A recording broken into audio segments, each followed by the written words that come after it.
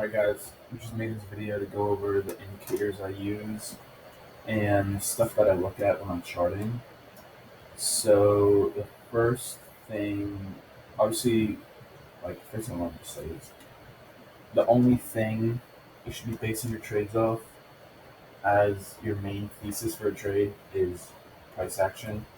Like that is the only thing that matters. Um, but I'm just gonna go over the other stuff I use as confluences to price. So the next most important thing behind price, I think, is volume. So the two volume indicators I have is just the volume, which is down here, which like doesn't matter like how many shares are traded really, but you just want to look at it with compared to like previous volume. So I put a moving average on there. I think I have a 10-period moving average just to show me like what for breakouts, like what's above average and what's below. Um, and yeah, that's mostly what I look at on there. And then the next one is the VPVR, which is like this stuff right here. It's just volume on this, it shows it on the side. It's volume by price. So it's under here in volume profile and it's visible range. Um, what it shows you is the average price, like the volume traded at a certain price. So like a lot of shares of SPY have been traded at what's like around this area, like 455.50, 455.30, around there, because you see it's greater. The red's just the sell, the green is the buy volume.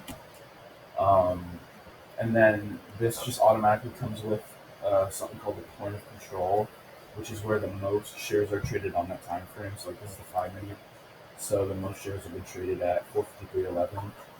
And you can kind of like, I like to use this as like a support area, um, uh, support resistance area. So like obviously like some resistance here, right where the most, because you've got to think about it like if the most shares are traded there, there's going to be a ton of supply there. So all those offers have to be bidded out to push the price through that area. Next, what else? Okay, I have this 200 EMA. It's just the opening or the high and the close period of the 200 EMA. That is basically the only moving average I use unless I'm trying to identify a trend. But this is the only moving average I'll ever use for support and resistance that'll play with a notable area and only on major time frames. Um, so that's all that stuff. And then I have the RSI, which the RSI and the MACD, I do not use either of them. Like, I'm not, like, when we hit a level over 70, I'm not looking at an opportunity to sell. Like, that is not what I use the RSI and the MACD at all. The only thing I use either of these for are for divergences. So I literally just took off the MA, the MACD, and the moving average from the MACD because like I could care less about it. Like if I'm looking for divergences, it doesn't show me anything.